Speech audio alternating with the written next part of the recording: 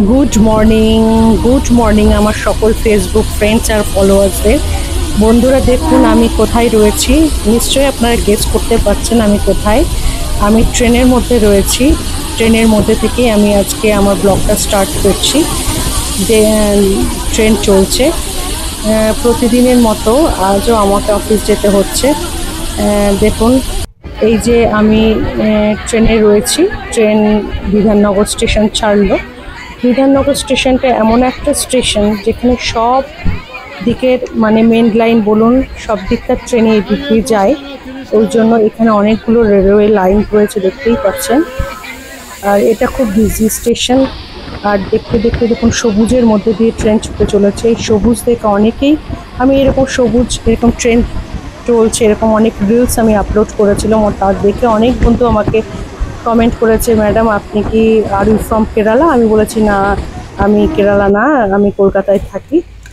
এই দেখুন বাড়িতে মাছ আনা হয়েছিল, সকালবেলা কই মাছ আনা হয়েছিল, প্রতিদিনকার মতো রুটিন রান্না বান্না। সেই কই মাছগুলো মানে আমি রান্না করে মানে তারপর আমাকে বেরোতে হয় অফিসে। আর এইদিকে আমি একটু ব্রেকফাস্টের জন্য ঝাল সুজি করেছিলাম। এই ঝাল সুজিতে আমি পেঁয়াজ আর আলু, কাঁচা লঙ্কা, একটু বাদাম আর ঘি দিয়ে এই ঝাল সুজিটা বানিয়েছিলাম, এটা ছেলের ব্রেকফাস্টের জন্য।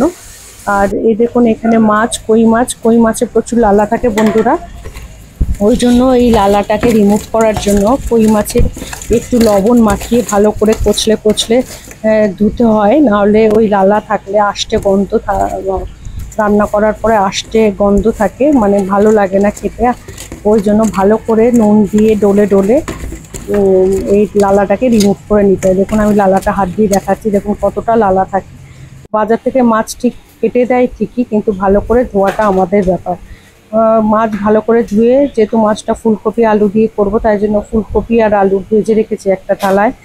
আর মাছগুলো আমি নুন হলুদ মেখে ভেজে নিয়েছি।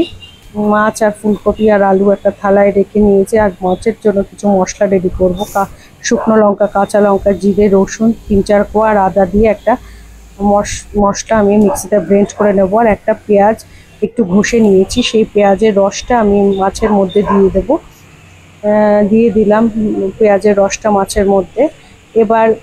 এবার এই পেঁয়াজটাকে আমি ওই তেল, মাছ ভাজার পরে ওই তেলে একটু জিরে ফোড়ন দিয়ে ওই পেঁয়াজটা দিয়ে ভালো করে একটু মানে ফ্রাই করে নেব, যতক্ষণ না পেঁয়াজের কালারটা ব্রাউনিশ না হচ্ছে। একটু বাদামি কালার হয়ে আসলে পেঁয়াজটা, তার মধ্যে আমি একে একে সব মশলাগুলো দিয়ে দিয়েছিলাম, যে জিরা, আদা, কাঁচা লঙ্কা, শুকনো লঙ্কা, একটু রসুন পেস্ট করে রেখেছিলাম সেই মশলাটা দিয়ে দিলাম। আর ওই ভেজে রাখা ফুলকপি আলু দিয়ে ভালো করে এই মশলাটার সাথে কষিয়ে নিচ্ছি। ভালো করে না কষালে কিন্তু মাছের ঝোলের টেস্ট ভালো হয় না। শুধু মাছের ঝোল না, যে কোনো তরকারি বলুন, মাংস বলুন, নিরামিষ তরকারি বলুন, ভালো করে একটু কষাতে হয়, নাহলে ভালো লাগে না। এর মধ্যে একটু নুন দিয়ে দিলাম, নুন হলুদ দিয়ে দিলাম, নুন হলুদ দিয়ে একটু জল দিয়ে দিলাম, যাতে মশলাটা তলায় না লেগে যায়, কারণ মশলা তলায় লেগে যেতে পারে, সেই জন্য একটু জল দিতে হয় আর মশলাটা কষাতে হয়।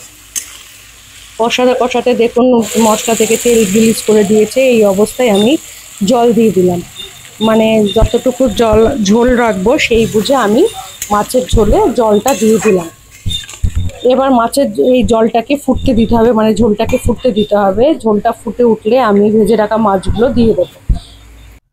আর এইদিকে আমার হাজব্যান্ড ফল কেটে দিয়েছে। ফল খাওয়ার সময় পাইনি বন্ধুরা, কারণ অফিসের দিনে আমার খুব রাশ থাকে, আমি খুব বিজি থাকি, রান্না বান্না সব করে রেখে গুছিয়ে আমাকে বেরোতে হয়।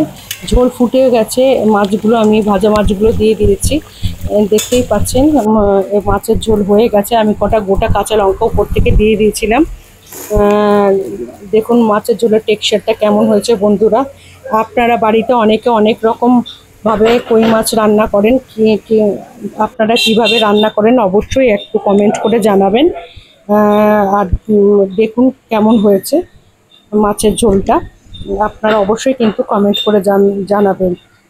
আমি বাড়িতে চলেও এসেছি। দেখুন আমার ব্লগটা কেমন লাগলো অবশ্যই কমেন্ট করে জানাবেন। ভালো লাগলে একটু লাইক, কমেন্ট, শেয়ার করে দেবেন। Tata, bye bye.